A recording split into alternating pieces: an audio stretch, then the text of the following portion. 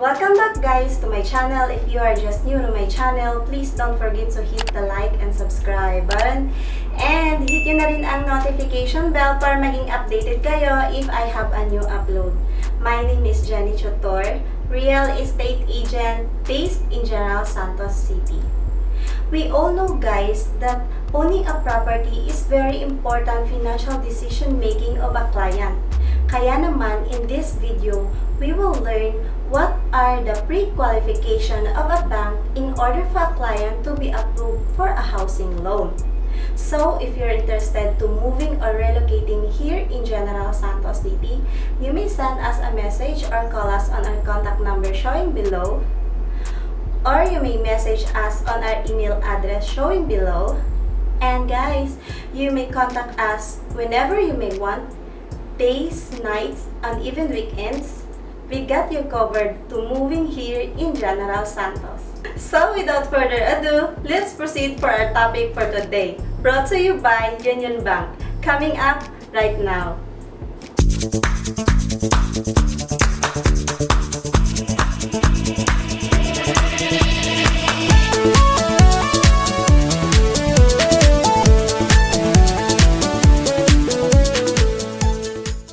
So to start, we are from the Union Bank Housing Loans Department. So we offer these programs for our end buyer or our customers. So we offer this for our end buyers, our customers, be familiar and somehow well-versed na sa processes and sa standard na requirements that the bank is requiring for us to pursue the home loans or the releases natin for housing loans. So I'm not sure if we are the only banks offering this, but I am certain that we are among the first banks to offer at least the maximum of 90% sa total contract price. So example, yung total contract price natin is 1 million. So we can finance as high as 900,000 provided na pasok sa capacity to pay yung borrowers natin with the income requirement na presented nila. So for OFW clients, we do not necessarily require a co-borrower unless the income presented demands. So what does that mean? For example, ang kliyente natin is OFW and then siya lang talaga yung sole or primary borrower, hindi na kailangan na may at co-borrower or co-maker siya na residing in the Philippines or currently employed in the Philippines as long as pasok yung presented income niya sa ating requirement na income for the loan. And our maximum credit ratio is 50% of the net income. What is credit ratio? It's like a credit score. Now, for example, our maximum or net monthly income is 100,000. So at least 50% of that, yan yung maa-allocate natin for our monthly amortization. So that is 50,000. So we should not exceed at least 50,000 na sa allocation natin for our monthly amortization. So that varies sa income na presented. Could be iba yung computation natin for business, iba din naman for employed. When it comes to having the net income, makuha natin yung net income ng isang borrower. So number 4 is our maximum term, both for OFW and locally employed, is 20 years.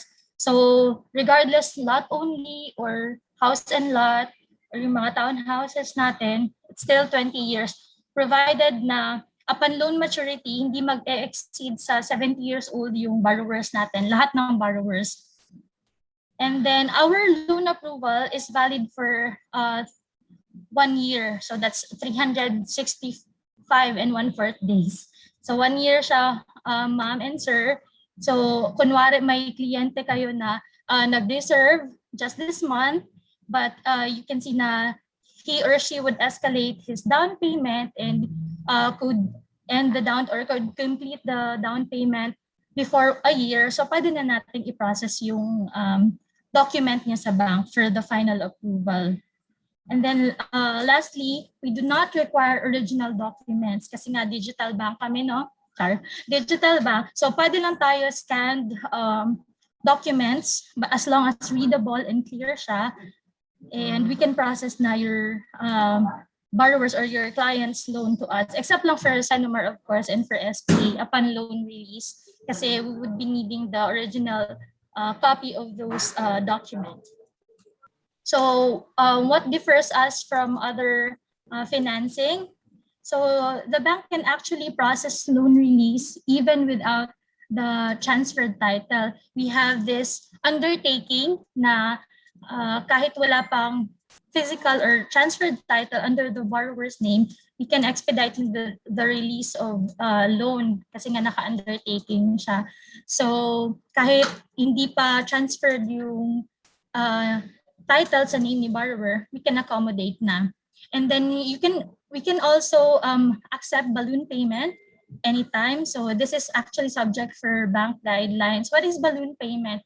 It's like a bulk payment or advance payment na maa-apply yung a certain amount na yon from the principal balance of the loan. So you can either have a lower monthly amortization as time goes by, or you can accelerate your payment. For example, original loan term nyo is 10 years, tapos malakas kayo magbayad ng balloon payment, so you can actually finish or complete your loan even before your original term na 10 years. You can pay it in full within 5 years or less.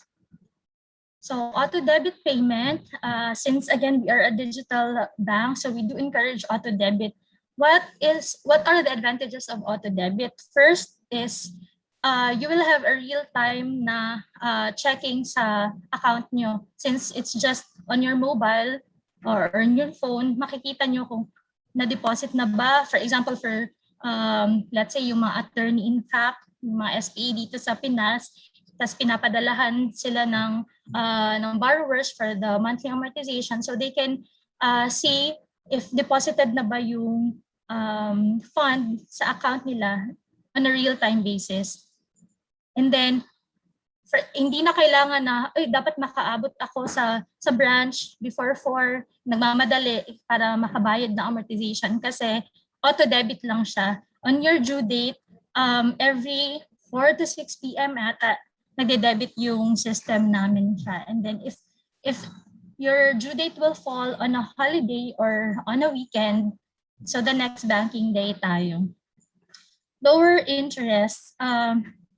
So this is very tricky, no? Si lower interest. Ano ba yung lower interest? Depende kasi siya. Kasi sometimes if may in-house na tayo na financing, or if hindi pa na-qualify, in the event hindi na-qualify initially yung kliyente natin, so mapipilitan na ma-in-house, mas mataas talaga yung interest. But the bank takeout would offer a lesser interest rate per annum on that case.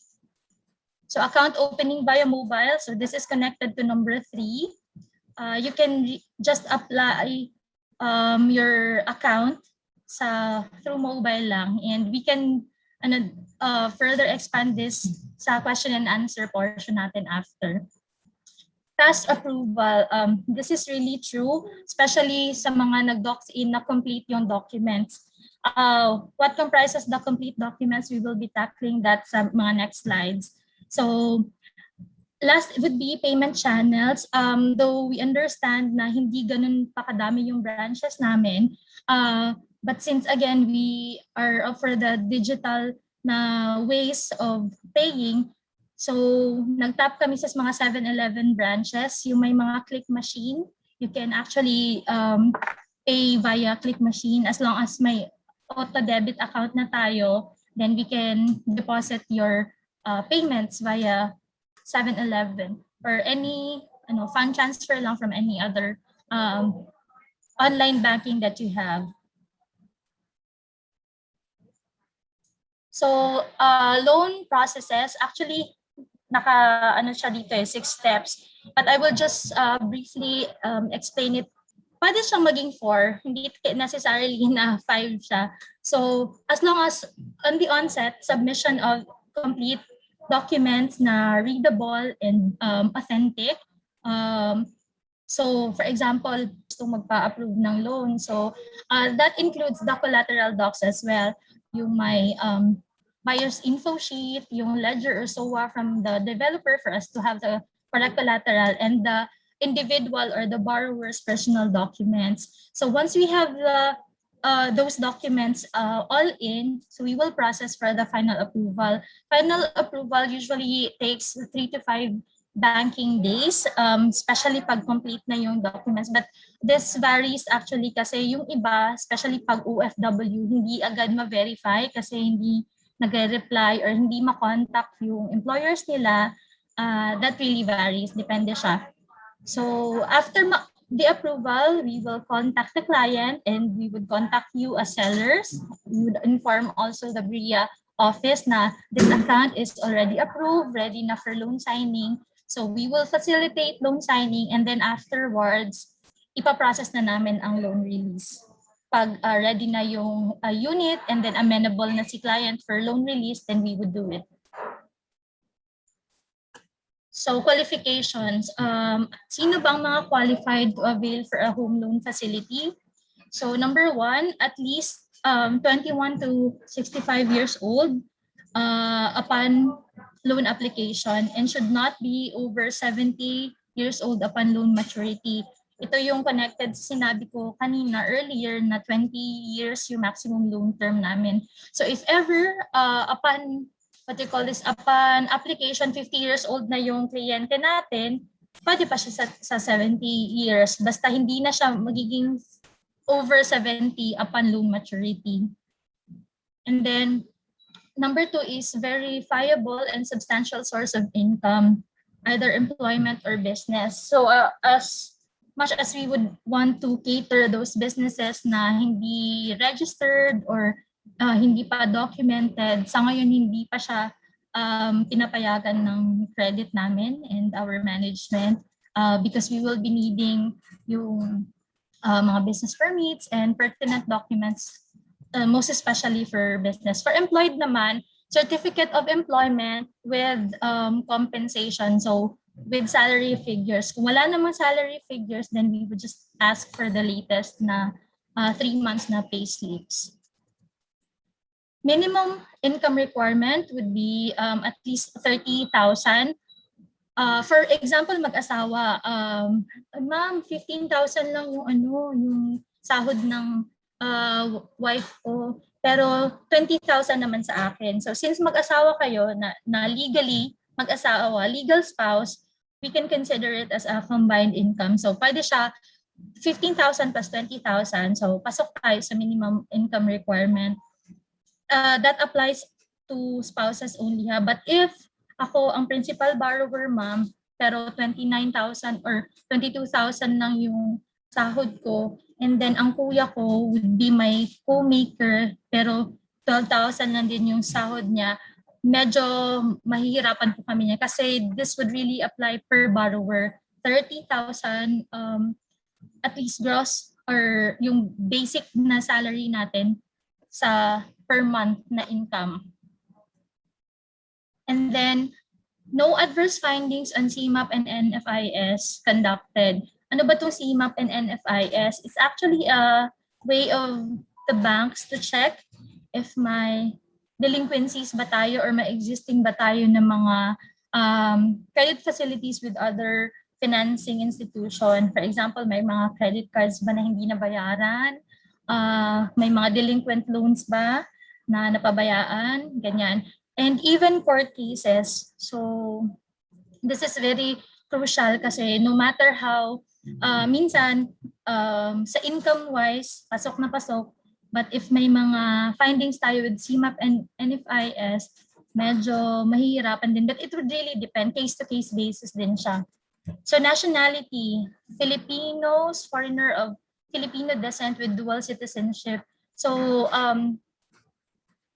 sa mag-asawa naman, for example, if the wife is a Filipina and then the spouse is a foreigner, so pwede tayo kasi at least may isang Filipina. If in case ang mag-asawa formerly Filipino and then naging foreigners na sila, or may iba na silang citizenship na na-acquire, at least isa sa kanila may updated na Philippine passport or oath of allegiance for us to qualify for the loan. Kasi nga si Dia House and lot tayo, we would be needing, or even hindi siya house and lot, kasi basta idadaan siya sa bank, we would be needing at least one borrower that is a Filipino citizen.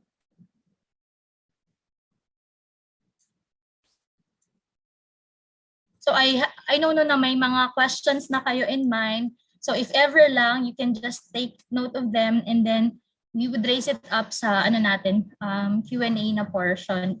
I will just discuss and run through our process and requirements very briefly pa ba, or marami na ako sinasabi. So these are our standard requirement for approval. So our completely filled out and signed application form, in case na sabihan natin ng mga clients, pwede na yung BIS or buyer's info sheet. We would acknowledge it na as our parang application form din, kumbaga. So 2 valid IDs of all the borrowers. So kung kunwari mag-asawa sila na principal borrowers, then may co-maker pa sila na single na isa, two valid IDs each. And then marriage contract or marriage certificate for married borrowers. Credit requirements. Again, yung certificate of employment natin with compensation. This is specifically for employed na clients, ma'am ha, yung mga natatrabaho locally, employed sila locally here in the Philippines. So photocopy of ITR. ITR only applies if yung loan natin is 3 million and above. And for commission-based clients, income will be considered as 50%. So commission-based, ano ba yung mga nature ng mga commission-based? Tayo, let's say, real estate agents, or yung mga, anong tawag nito, mga FAs, financial advisor. Basta anything na commission-based yung source of income natin, our credit would compute based on the 50% of the total percentage income. So for OFW clients naman, it's the same thing. Mostly sa kanila employed naman, no, sa abroad. So it would we would require certificate of employment with compensation, or if not, latest pay slips, 3 months. So attorney in fact, ito yung SPA, Special Power of Attorney. So preferably yung relative sana nila, but just really in case wala silang trusted na relative or kung sino man na related sa kanila by affinity or consanguinity, we can actually consider kahit outside the family. Basta may conformity lang ng both sides nung nag-execute ng SPA tsaka yung tumanggap ng SPA, bali yung attorney in fact. So contact details ng attorney in fact, or yung SPA na appointed. Then if executed abroad po yung SPA natin, then we would require a consularized SPA. Pwede ding apostille kasi for example for USA, member naman siya ng apostille. So pwede naman tayo apostille lang. Photocopy of passport with entry and exit stamp. So para ito sa locally notarized na SPA, kasi this would justify na umuwi talaga si client here in the Philippines on those times na na-notarize yung SPA.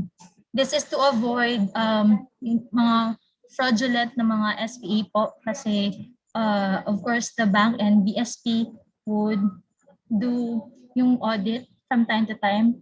So you don't want to have SPAs that are not executed talaga by the client. So for self-employed clients, ito is yung mga may business. ITR is really important para sa may mga business na applicants natin. So actually, bank statement is still there, pero this would just mean parang isa-support lang niya. Yung makikita lang yung cash flow and liquidity, but ITR is really the requirement and basis for the computation. Business permits, we would also ask for business permits and DTI or SEC, kung ano yung available sa kanila na documents for their business. So for corporation naman, articles of incorporation, bylaws, and general info sheet. Medyo rare lang naman sa atin yung mga corporation. But if by any chance may corporate accounts tayo na gustong mag-acquire, so ito yung last na requirement na needed nila.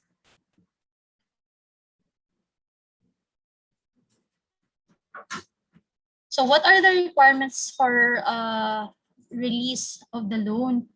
So yung nasabi ko on the earlier slides, all the documents pwede siyang scanned apart from the Senomar and SPA. So prior to loan release, for single na mga applicants natin, we would require for an original copy of Senomar. So Senomar stands for Certificate of Known Marriage. Nakukuha natin to siya from the Philippine Statistics Authority or PSA. And if may mga clients, actually, we do offer, sa amin lang to na loan desk, we do offer extra na, we go beyond. So if ever may mga clients tayo na ganito, ang hirap or ayaw pumutang PSA and magpila doon, we can actually help kasi may kakilala naman tayo sa PSA. So ACR with permanent status. So this applies for foreign, mga foreigners natin na borrowers, yung foreigners talaga na foreign by blood and by birth. ACR, Alien Certificate of Registration ang meaning ni ACR. So opening of account, again yung sa mobile app lang earlier, para may assign tayo na account number and then come due date natin, dapat funded lang siya para hindi tayo mag-pass due. So, last is our required insurances. So, fire insurance and MRI. So, ano ba itong MRI? MRI stands for Mortgage Redemption Insurance. For those sellers and agents here na matagal-tagal na sa industry na to, I know you are familiar of this. It's actually a life insurance for the borrower just in case, God forbid, may mangyari sa borrower or sa sino bang borrower na insured. Mostly the principal ang ini-insure. In cases of death, God forbid, so si insurance company ang magbabayad ng loan and then the property will be given to the assigned beneficiaries by hierarchy in accordance to our family law sa Philippines. So I think that's it. Thank you. Medyo matagal. Thank you so much for listening.